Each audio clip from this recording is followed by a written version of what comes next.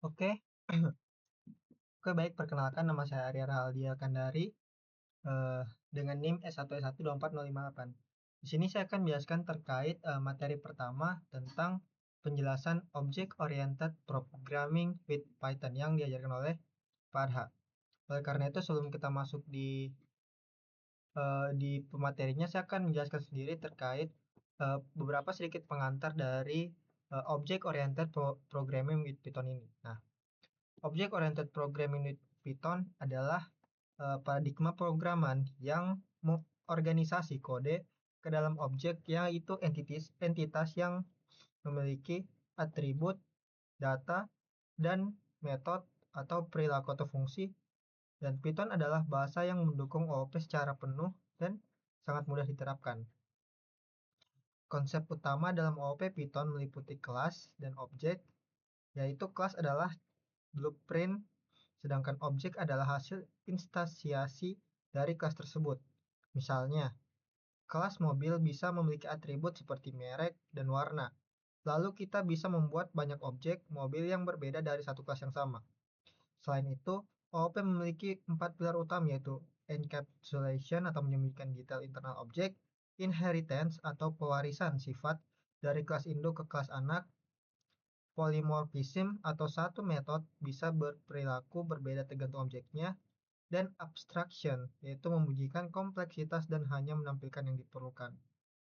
Nah, dalam Python, kelas didefinisikan dengan kata kunci kelas dan metode spesial. Uh, dan init digunakan sebagai konstruktor untuk menginisialisasi atribut objek saat pertama kali dibuat. Parameter self selalu menjadi argumen pertama yang merujuk pada objek itu sendiri. Nah,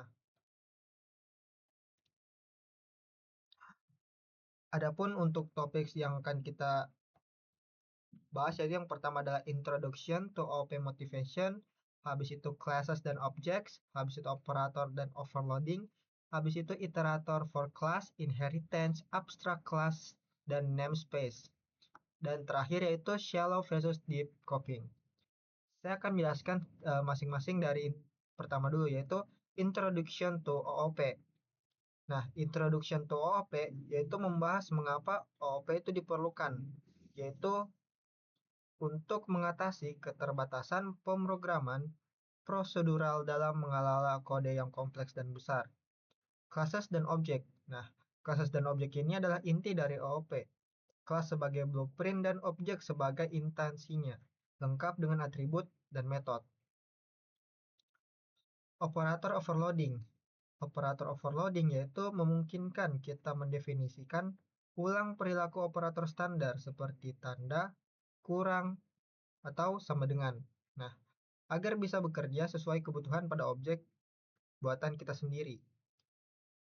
Langkah 4 adalah iterator for class, yaitu membahas bagaimana membuat kelas yang bisa diiterasi menggunakan loop for dengan mengimplementasikan metode iter dan next.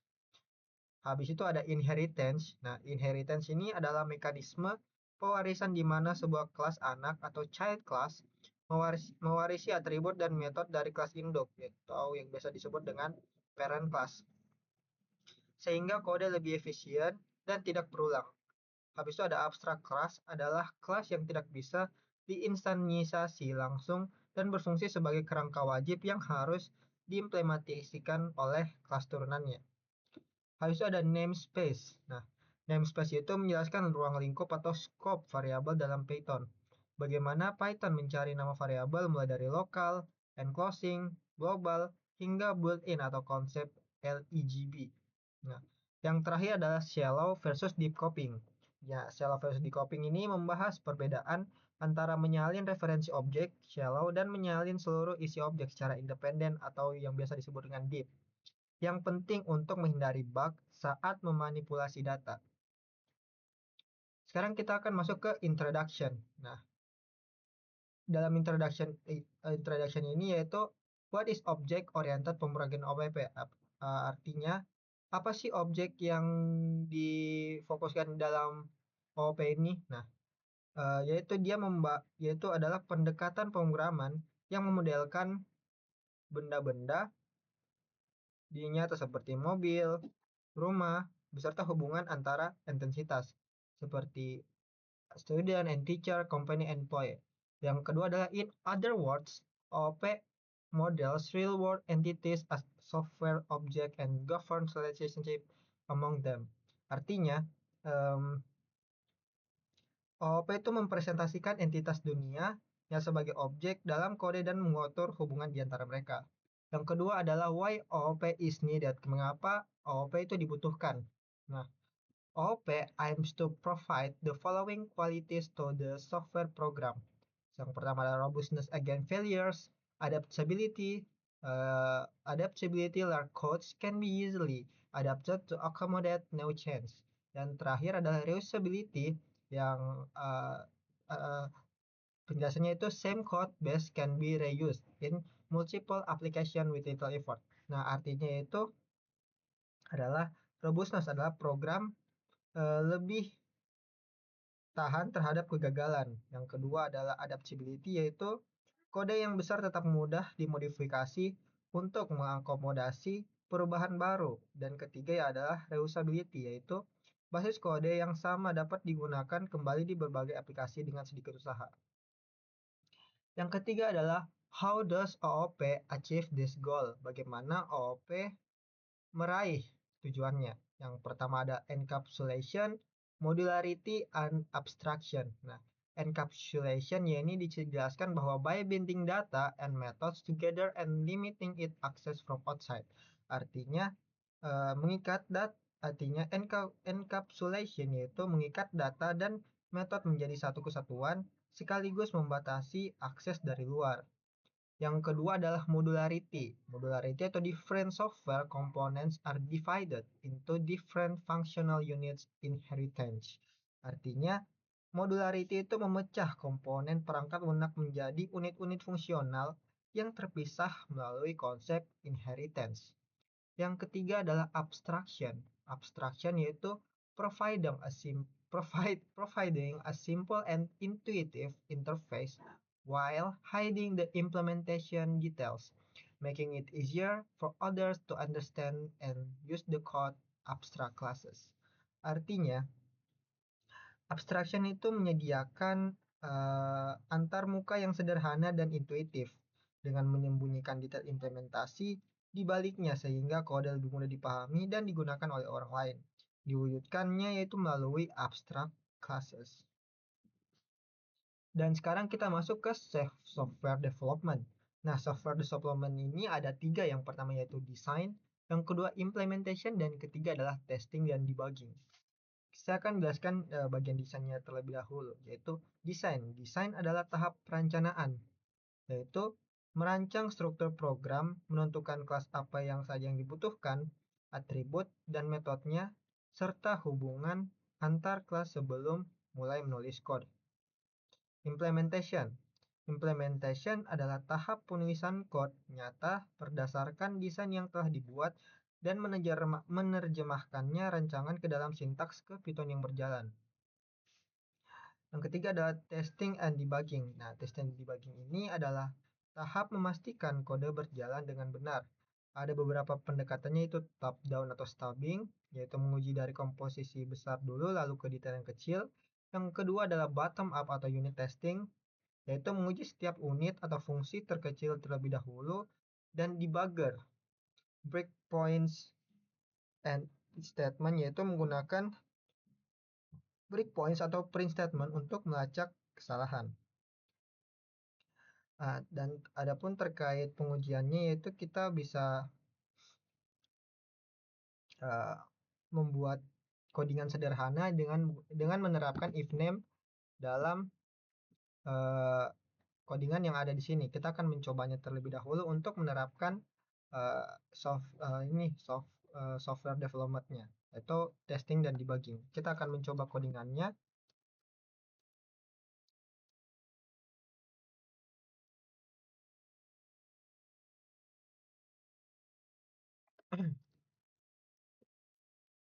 Kelas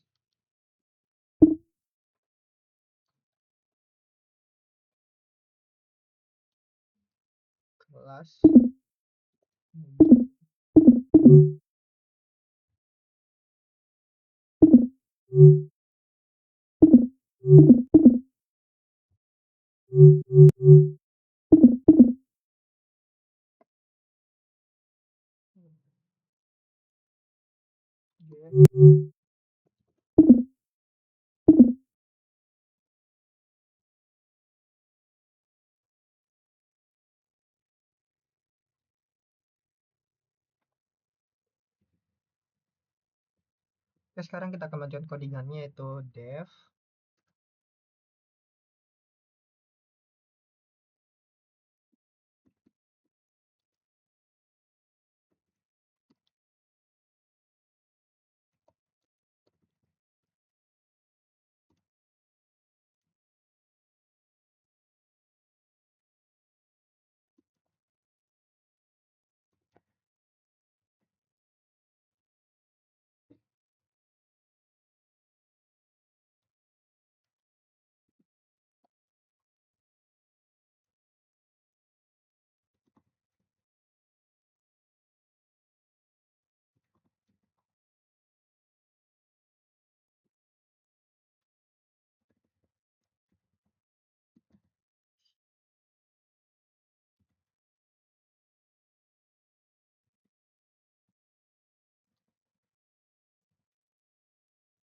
Dengan drag.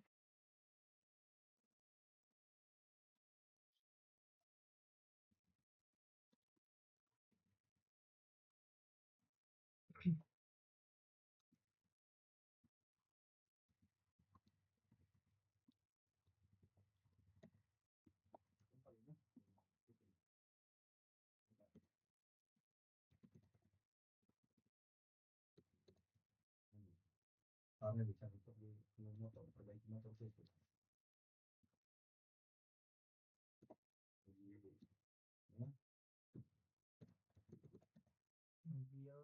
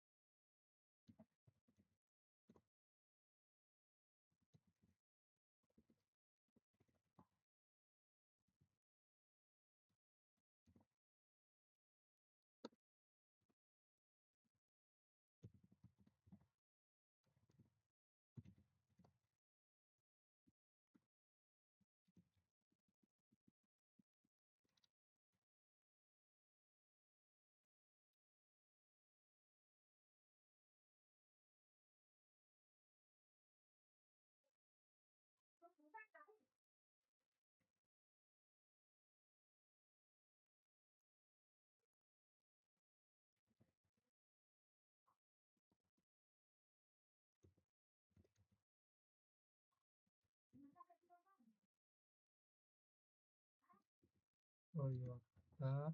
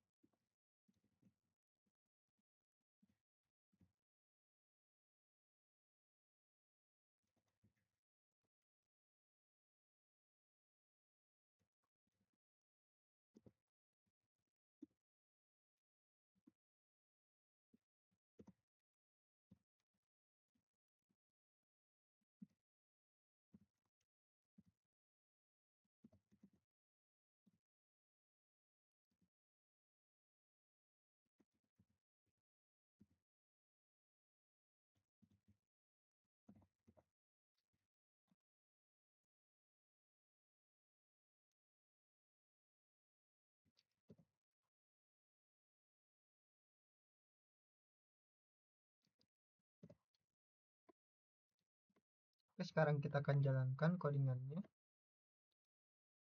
Nah, di sini dapat terlihat bahwa codingan yang kita eksekusi itu udah berhasil dijalankan sesuai dengan yang ada di penjelasan, yaitu if name sama dengan main. Di sini adalah if name sama dengan main, itu kita sudah terapkan ya. Oke, sekarang kita lanjut di class definition. Nah, class definition ini untuk poin pertama itu dijelaskan bahwa a class serves as the primary means for abstraction in object-oriented programming. Artinya kelas adalah sarana utama untuk abstraksi dalam OP, dan ia menjadi kerangka yang mendefinisikan bagaimana suatu objek dibentuk dan berperilaku. Nah, yang kedua adalah a class consists of the following two components. Yang pertama methods or member function, dan kedua adalah attributes, data members, files, or instance variables. Nah, untuk yang kedua ini sebuah kelas terdiri dari dua komponen utama, yaitu member function, yaitu fungsi-fungsi yang mendefinisikan perilaku objek, dan attributes yaitu data disimpan di dalam objek yang disebut data members, files, dan instance variables. Yang ketiga adalah a class should provide.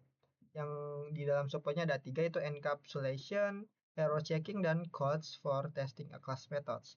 Nah, selain itu sebuah kelas yang baik seharusnya menyediakan 3 hal penting. Pertama yaitu encapsulation, yaitu data member sebaiknya bersifat non-public atau tidak bisa diakses sembarangan dari web class. Yang kedua, sehingga data terlindungi dari manipulasi yang tidak diinginkan. Kedua adalah error checking, yaitu kelas harus mampu memvalidasi input atau kondisi yang tidak sesuai agar program tidak crash secara tak terduga. Ketiga adalah kode untuk pengujian metode. Setiap kelas idealnya memiliki kode uji untuk memastikan semua metodenya berjalan dengan benar. Sekarang kita masuk di classes dan objek. Nah, di classes dan objek ini kelas adalah class is a blueprint for creating objects, yaitu kelas adalah sebuah blueprint untuk menciptakan sebuah objek, yaitu ia mengikat data dan metode menjadi satu kesatuan. Ketika sebuah objek dibuat diinstansiasi, Python otomatis memanggil metode int sebagai konstruktor untuk menginisialisasi atribut objek tersebut. Hal penting yang harus dipahami adalah Python tidak mendukung akses kontrol secara formal seperti bahasa lain Java atau C++. Python hanya menerapkan penggunaan data berdasarkan konvensi kesepakatan, yaitu protected dan private. Sekarang kita akan mencoba codingan yang ada di dalam sini, yaitu codingannya seperti itu, yaitu class person. Oke, sekarang kita mulai.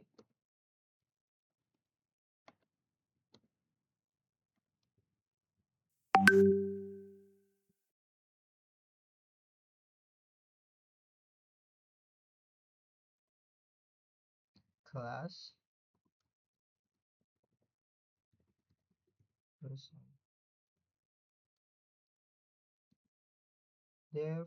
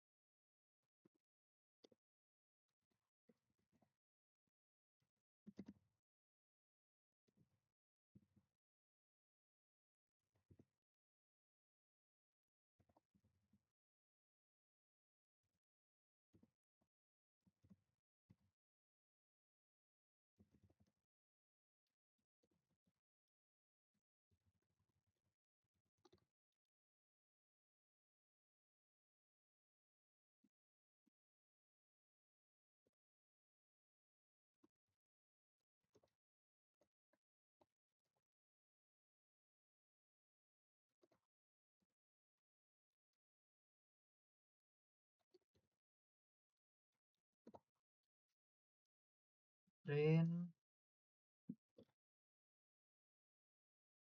my age is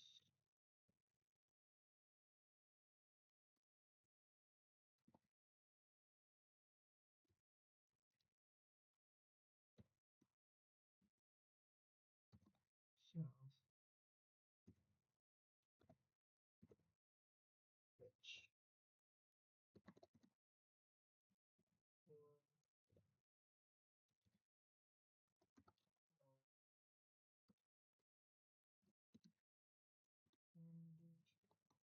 age.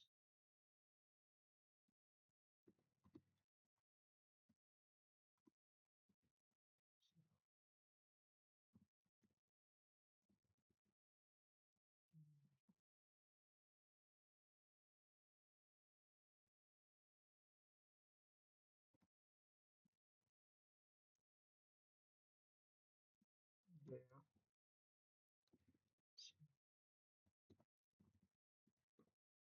age,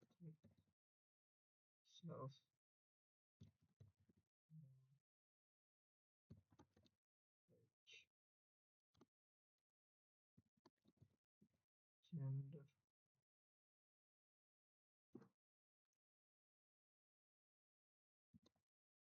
self.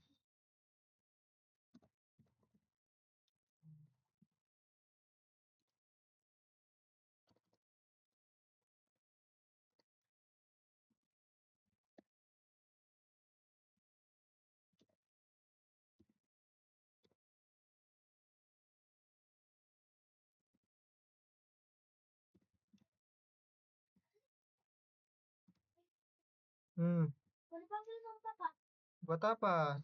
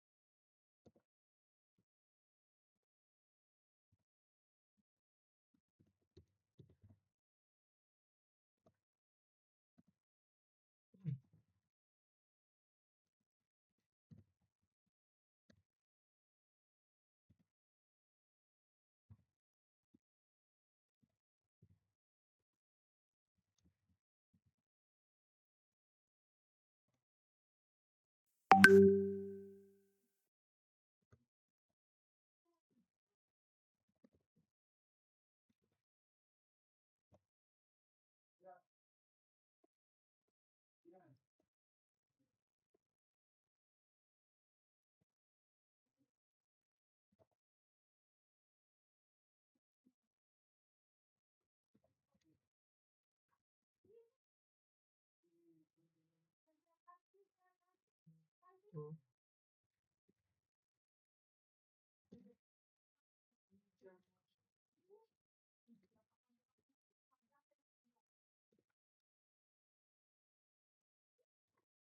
tuh.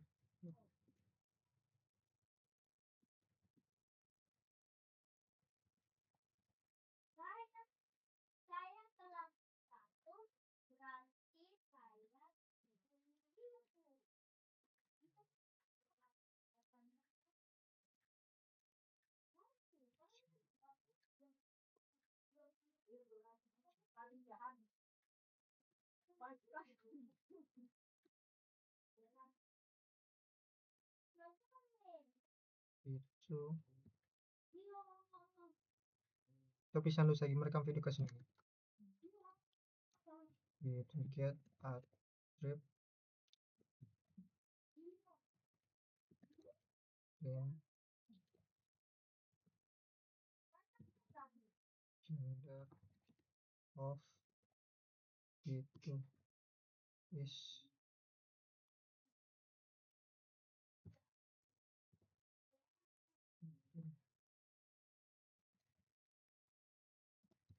gender.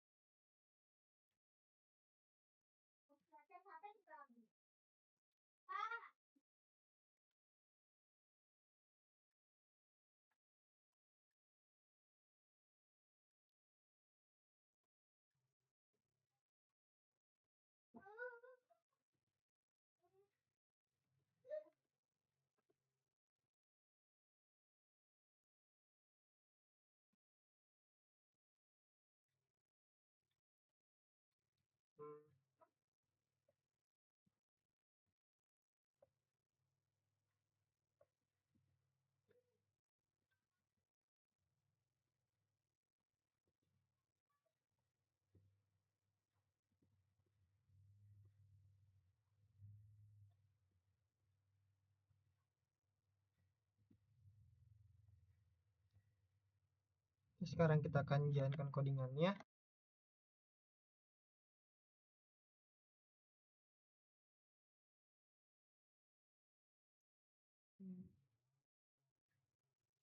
Ini ada yang sabar.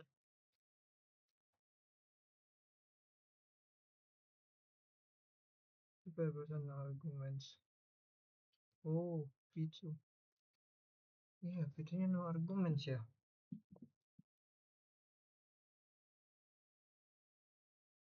Oke, seperti itu aja. Seperti itu saja kita akan lanjut ke materi operator overloading. Nah, operator overloading yaitu operator overloading adalah kemampuan untuk mendefinisikan ulang perilaku operator standar seperti tambah, kurang, kali, dan sebagainya agar bisa bekerja sesuai kebutuhan pada objek buatan kita sendiri. Nah, Python sebenarnya sudah menerapkan operator overloading secara bawaan. Operator plus misalnya sudah berperilaku bergantung pada tipe datanya. Pada angka ia melakukan perjumlahan, pada list ia menggabungkan elemen, dan pada string ia menyambungkan teks. Ini membuktikan bahwa satu operator bisa memiliki fungsi yang berbeda tergantung operan yang digunakannya.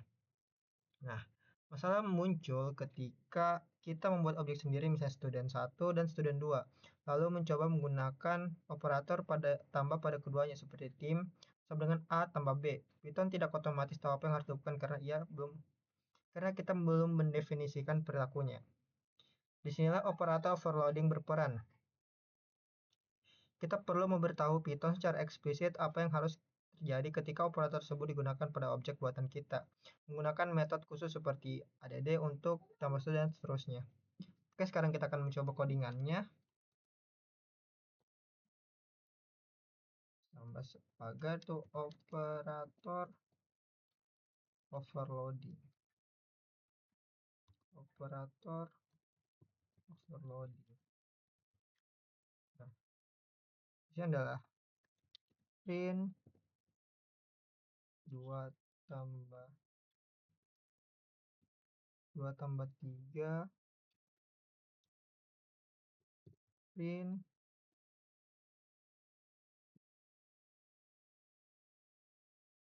tanda kurung sini 2,3 tambah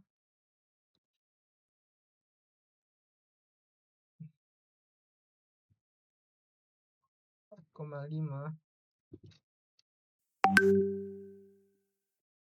Habis itu print sini A sama dengan 2, 3,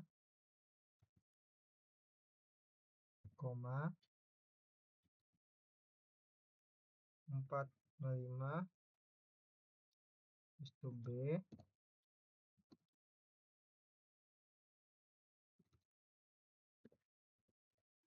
2,8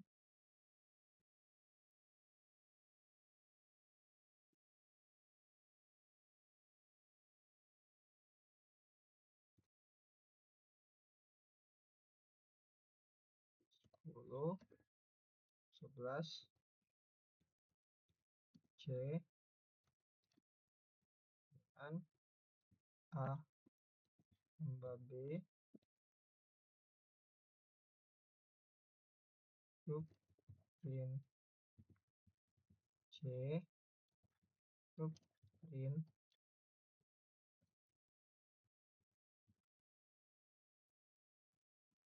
ohm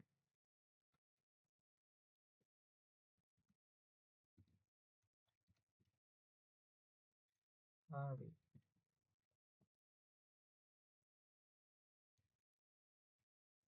Terus sekarang kita coba running.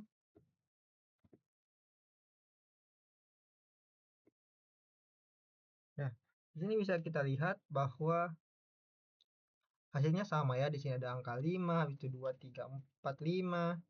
2, 3, 4, dan 2, 3, 4, 5, 7, 8, 10, 11. 7, 8, 10, 11, dan Tom Harris. Ini sesuai dengan apa yang diadakan di contoh ya. Bisa kita lihat di sini bahwa codingan yang kita lakukan dan output yang dikeluarkan adalah sama dengan apa yang ada di dalam materi. Oke, sekarang kita lanjut ke operator overloading through specially named methods.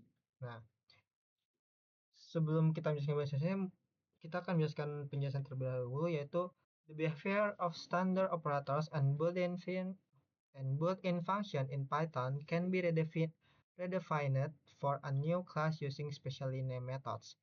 Example, operator is overload by implementing a method named add. Nah, perilaku operator standar dan fungsi bawaan Python dapat didefinisikan ulang untuk sebuah kelas menggunakan specially named methods, metode dengan nama khusus.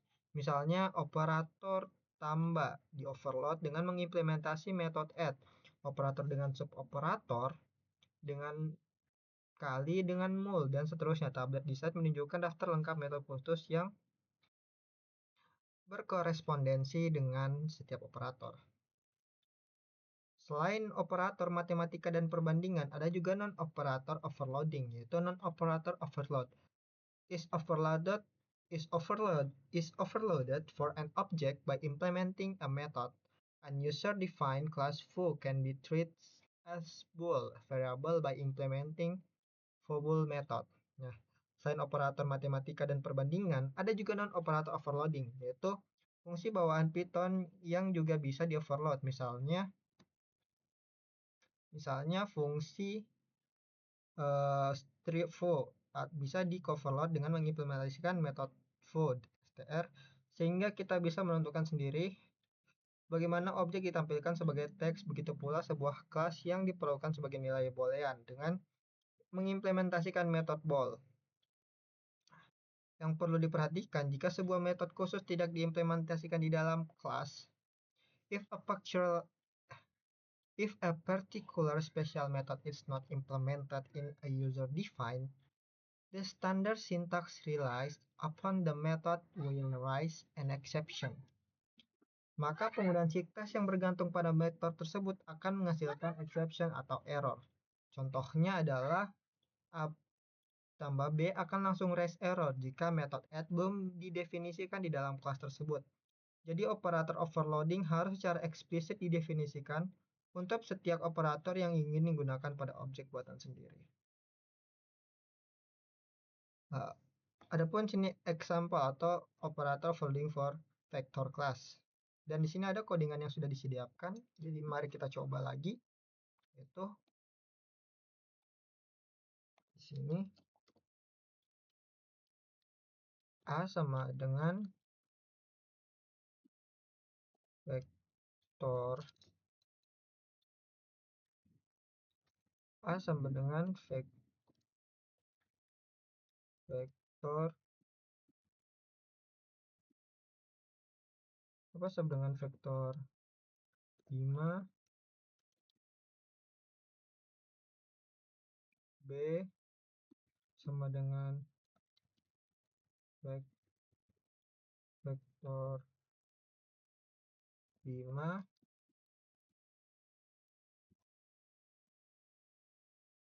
C sama dengan vektor 5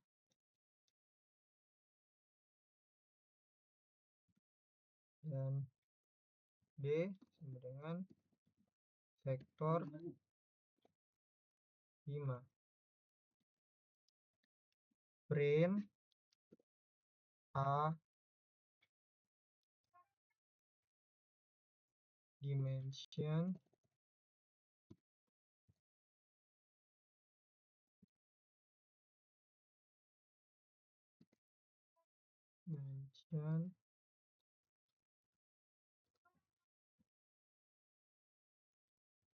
len A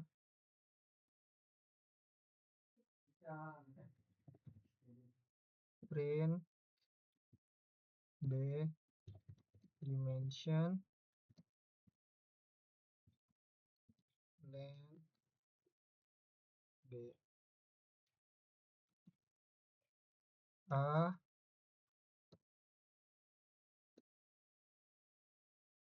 dengan 3,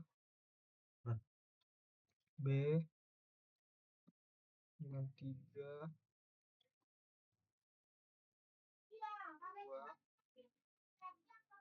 C, A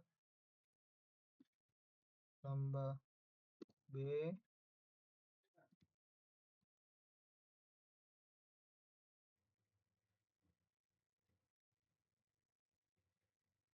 CAB plus print C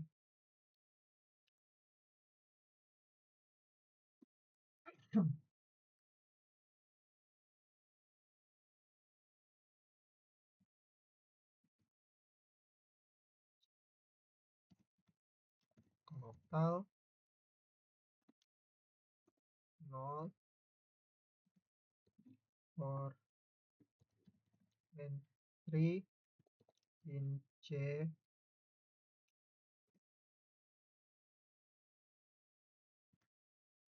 total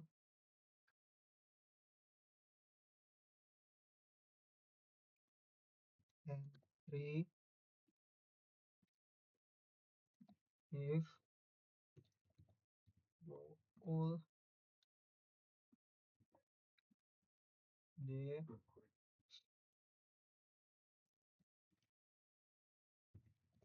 print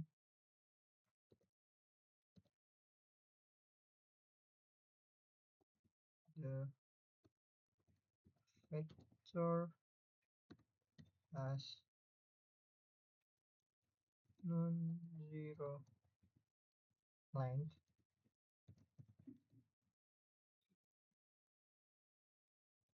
else then the vector has a zero length.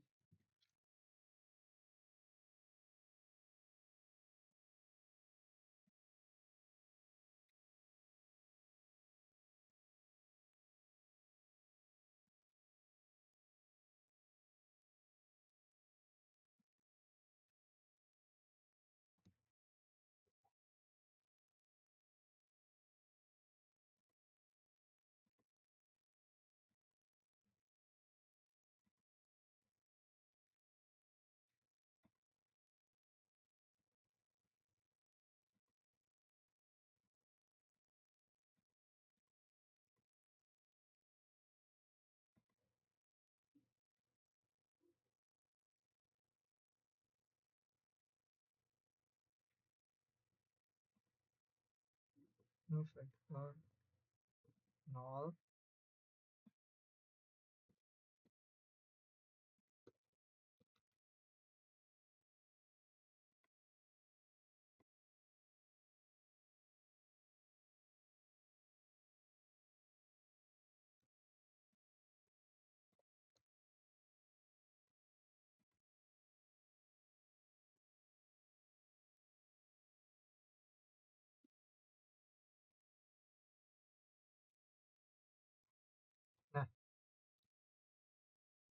Oke, karena sekarang kita masuk di iterator for a class.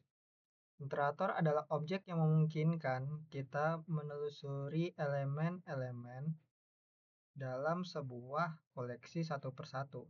Kunci utama sebuah iterator adalah metode next yang mengembalikan elemen berikutnya, dan jika sudah tidak ada elemen lagi, ia akan melempar exception stop iteration sebagai tanda bahwa iterasi telah selesai.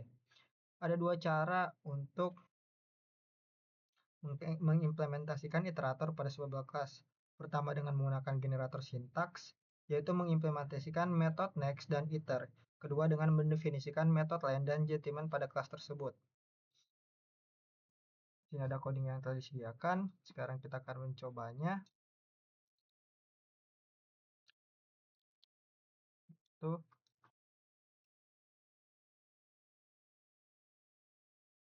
kelas sequence iterator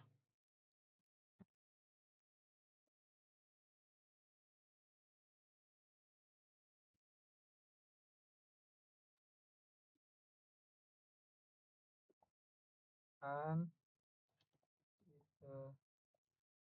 iterator for any of Python sequence type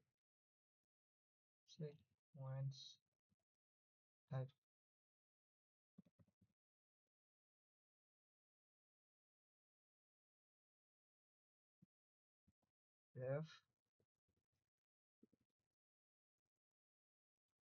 init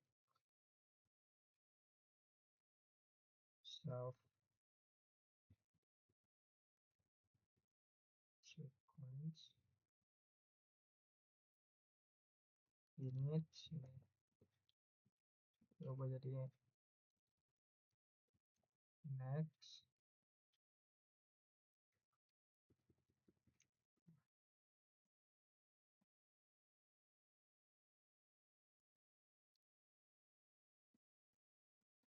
sequence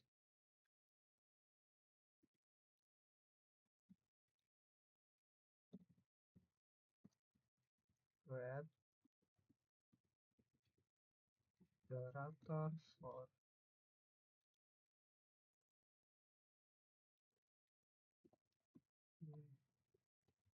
then sequence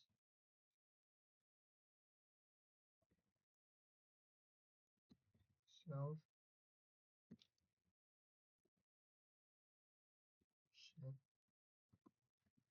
sequence self nah satu def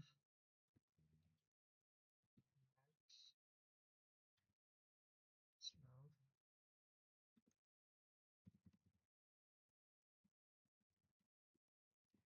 the next element work guys stop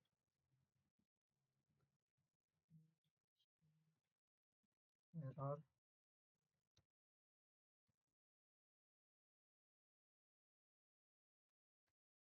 self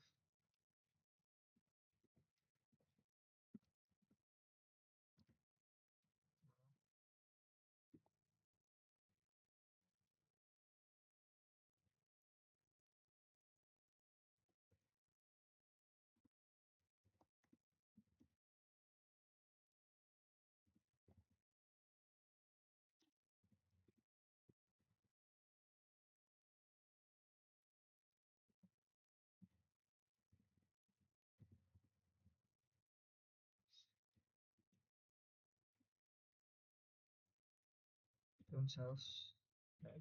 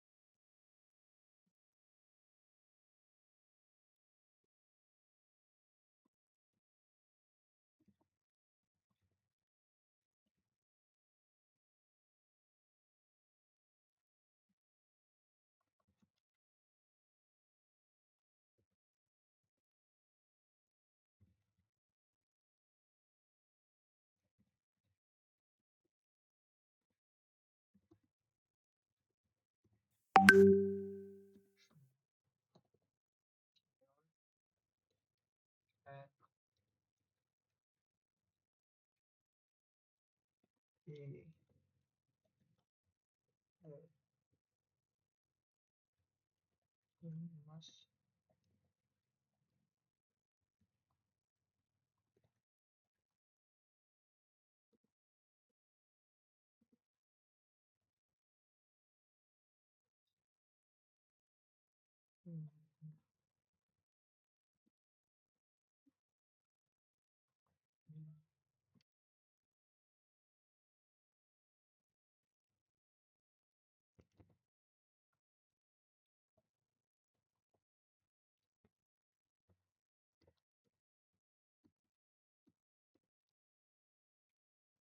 Tujuh, delapan,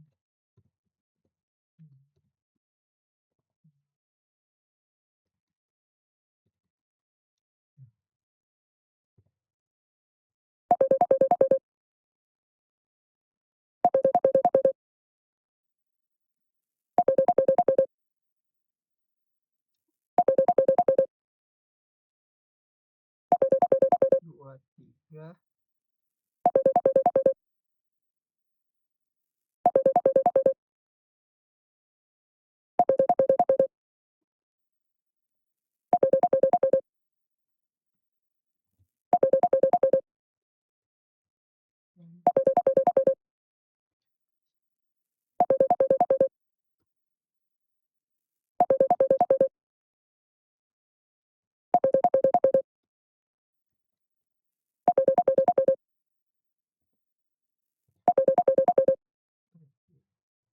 sekarang kita akan mencoba codingannya.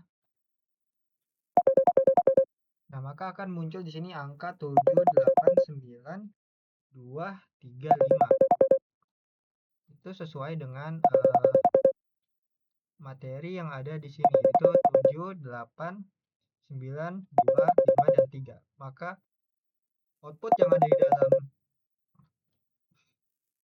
PPT dan yang saya lakukan itu sama. Berarti codingan yang saya lakukan sudah benar sesuai dengan output yang ada di dalam PPT yang ditampilkan di sini. Dan sekarang kita masuk ke tahap inheritance. Nah, inheritance ini adalah a natural way to organize various structural components of a software package is in a hierarchical fashion. Nah, artinya inheritance adalah cara alami untuk mengorganisasi komponen-komponen dalam sebuah program secara hierarki, di mana fungsi yang serupa dikelompokkan bersama secara bertingkat. Dan similar abstract functions are grouped together a level by level manner. The abstraction goes from specific to more general as one traverses up the hierarchy. Semakin ke atas hierarki, semakin umum atau semakin general sifatnya, dan sedangkan semakin ke bawah, maka semakin spesifik. Nah, ini seperti pada diagram di dalam slide, building adalah base class atau parent. Bisa kita lihat di sini, building ada sebagai adalah base class atau parentnya. Yang paling umum darinya itu lahir subclass seperti apartemen, house, atau commercial building. Lalu dari apartemen itu bisa lahir subclass lagi seperti low rise apartemen atau high rise apartemen, sama seperti house juga bisa ada lagi subclass dari house yang ada, yaitu two story house dan ranch. Dan terakhir dari commercial building itu bakal masuk di skypitcher. Intinya ketika sebuah inheritance semakin ke bawah, maka dia itu akan semakin spesifik lagi, sedangkan ketika dia semakin di atas, maka dia sifatnya itu lebih general. Nah, inheritance ini memungkinkan sebuah kelas baru yang disebut subclass atau child class dibuat berdasarkan kelas yang sudah ada, base class, parent class, atau superclass. Sebagai titik awalnya, artinya subclass secara otomatis mewarisi semua atribut dan metode dari parentnya tanpa perlu menulis ulang dari awal. Subclass juga memiliki dua kemampuan tambahan, yaitu ia bisa mengoverride metode yang diwarisi dari superclass untuk memberikan implementasi baru yang lebih spesifik. Dan ia juga mengextend superclass dengan menambahkan metode-metode baru yang sama sekali belum ada di parentnya. Inilah yang membuat inheritance sangat powerful. Sama sekali belum inilah yang membuat inheritance sangat powerful. Kode yang sudah ada bisa digunakan kembali sekaligus dikembangkan sesuai kebutuhan.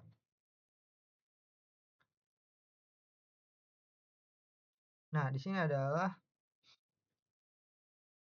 uh, a portion of Python hierarchy of exception types. Nah, slide ini menunjukkan contoh nyata penggunaan inheritance di Python, yaitu pada hierarki exception types, atau yang biasa disebut dengan tipe-tipe error, yaitu bawaan Python itu sendiri. Di puncak hierarki terdapat exception sebagai base class yang paling umum dari semua jenis error di Python. Darinya juga lahir 3 subclass langsung, yaitu system exit atau dipanggil saat program keluar, keyboard interrupt atau dipanggil saat penggunaan menekan Ctrl C, dan exception yang diinginkan merah.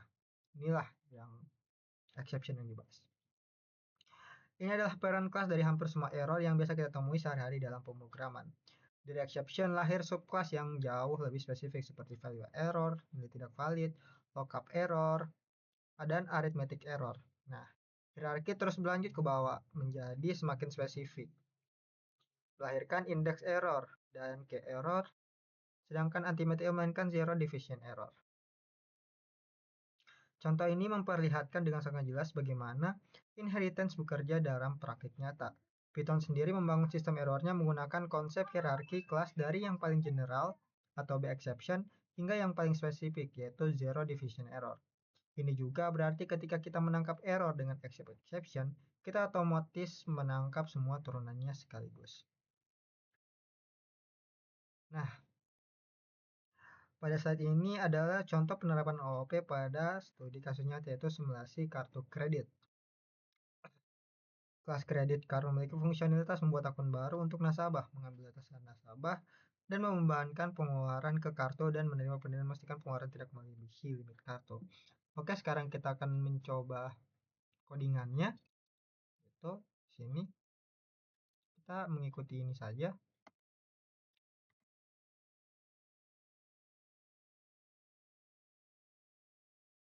Bisa mencobanya di sini. Itu kita credit card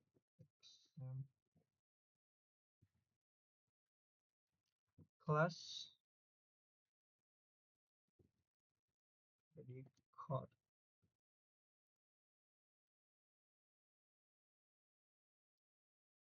dev init self, ada self, ada customer, ada bank, account. Ya, di sini disingkat aja account. Di sini ada limit.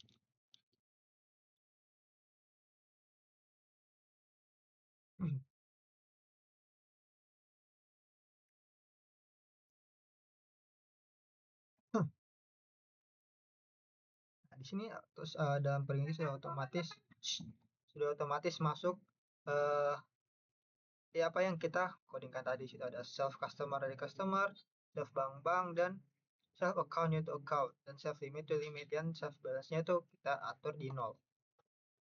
Sekarang kita masuk ke dev get customer self return self customer. Sini kita ada sendiri dev get bank self return self bank. Dev get count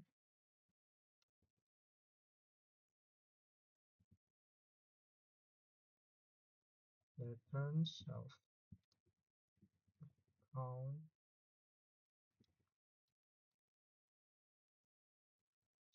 dev get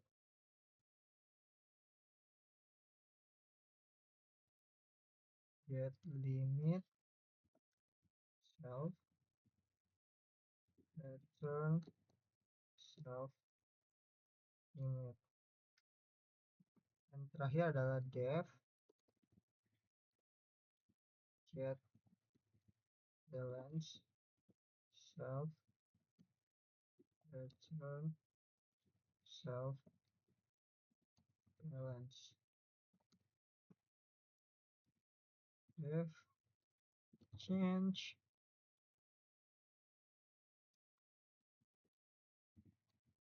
self price 1, 2, 3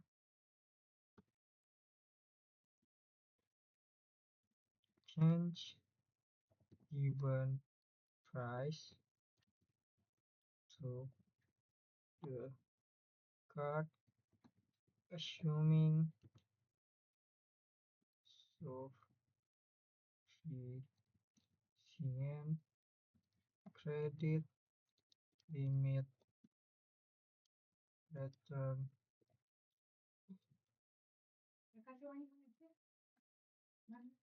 true if bisa ya mas, ntar kita pilih bisa kasih mana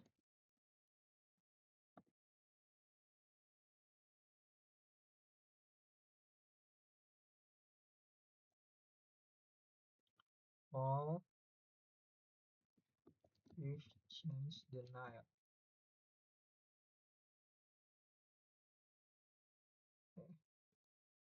Lingkupan. Nah, nah, habis itu kita masuk ke dengan ini yaitu if price plus self balance self limit return false non false else self balance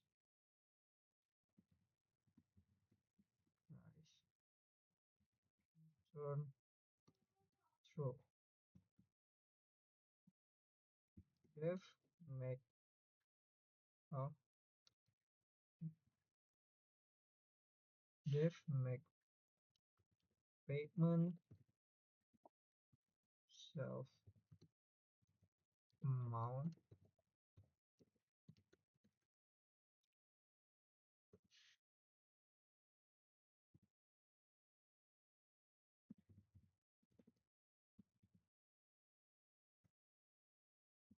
pro process customer payment that reduce the balance.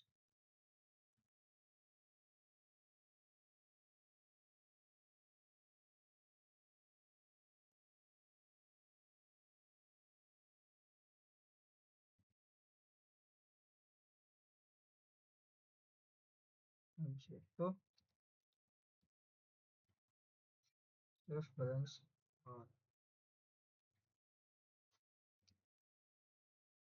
else what else itu no. Nah,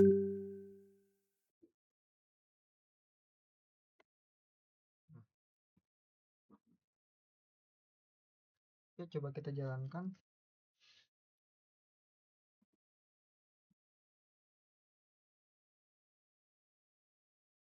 Terima kasih.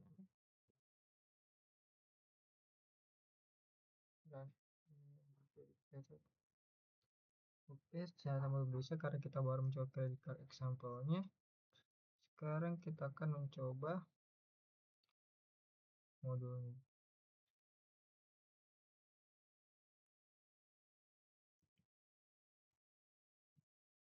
Nah, dan itu sudah berhasil ya teman-teman, kita sudah mencoba codingannya juga. Sekarang kita akan jelaskan yaitu apa itu abstract classes. Nah, abstract class adalah blueprint atau template untuk kelas-kelas lain. Ia mendefinisikan kerangka yang harus diikuti oleh semua kelas turunannya. Sebuah abstract class mengandung satu atau lebih abstrak metode, yaitu metode yang hanya memiliki deklarasi nama dan parameter tanpa implementasi isi dalamnya. Karena sifatnya yang hanya berupa kerangka, abstrak kelas tidak bisa diinstansiasi secara langsung. Kita tidak bisa membuat objek dari abstrak kelas. Yang bisa dilakukan adalah membuat subkelas yang mewarisinya. Lalu, subkelas itulah yang wajib mengimplementasikan semua abstrak metode yang ada. Tujuan utama abstrak kelas adalah menyediakan abstraksi, yaitu memberikan antarmuka atau API yang sederhana dan seragam kepada pengguna sembari menyembunyikan detail implementasi di baliknya. Ini memastikan bahwa semua subclass memiliki struktur yang konsisten dan terprediksi. Di Python juga, abstrak class dibuat menggunakan modul ABC dengan mendeklarasikan abstract base class atau yang disingkat dengan ABC yang kemudian diwariskan ke child class. Di sini ada namespace object orientation, yaitu kita bisa lihat di sana beberapa sub ABC. Yang pertama A adalah class namespace of credit card. Nah, berisi semua metode yang didefinisikan langsung di dalam kelas credit card, yaitu init, get customer, get bank, get account, make payment, get balance, get limit, dan charge. Nah, ini tuh masuk di kelas namespace of credit card. Yang kedua adalah class namespace of predatory credit card. Nah, karena ini adalah child class, namespace-nya hanya berisi metode yang baru ditambahkan atau di-override, yaitu init, process month, dan charge. Metode lainnya diwarisi dari parent dan tidak perlu dideklarasikan ulang. Dan sekarang yang terakhir ada intense namespace for a predatory credit card object. Nah, karena ini adalah namespace milik sebuah objek spesifik, bukan kelasnya, ia menyimpan nilai nyata dari atribut objek tersebut seperti customer, John Bohwan, customer, bank account, balance limit, dan APR. Nah, intinya kelas namespace ini menyimpan definisi metode atau perilaku, sedangkan instant namespace adalah menyimpan data aktual dari setiap objek yang dibuat. Inilah mengapa banyak objek bisa dibuat dari suatu kelas yang sama namun masing-masing memiliki data yang berbeda-beda. Dan terakhir adalah materi dari shallow and deep copying. Nah, shallow and deep copying adalah sekarang kita masuk di penjelasan shallow copy terlebih dahulu. Nah, shallow copy itu membuat list baru yang terpisah, namun elemen-elemen di dalamnya masih merujuk ke objek yang sama dengan list aslinya. Artinya kita bebas menambah atau menghapus elemen dari palette tanpa mempengaruhi warm tones. Namun jika kita mengubah isi dari satu elemen, misalnya mengubah nilai warna di palette, perubahan itu akan ikut terasa di warm tones juga, karena keduanya masih menunjukkan objek color yang sama di memori. Kondisi ini disebut dengan indirect aliasing. Sekarang adalah deep copy.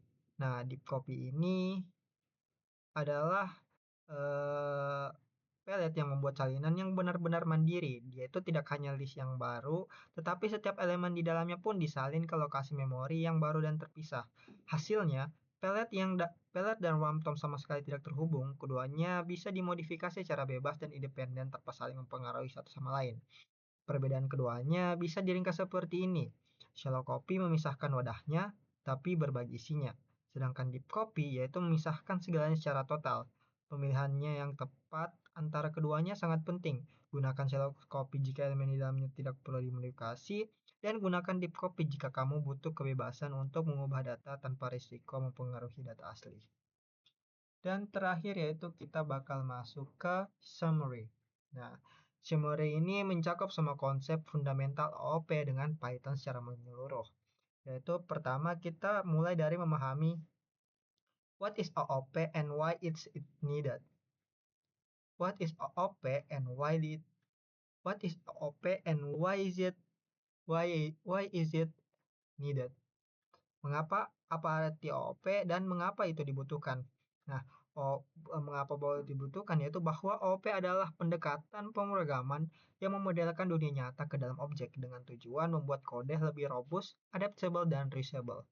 Kemudian adalah how to create class and object, yaitu cara membuat kelas dan objek. Nah, kelas sebagai blueprint yang terdiri dari atribut dan metode dengan init sebagai konstruktor serta konsep perlindungan data menggunakan single underscore dan double underscore. Itu adalah how to overload standard operator and function for a user-defined class.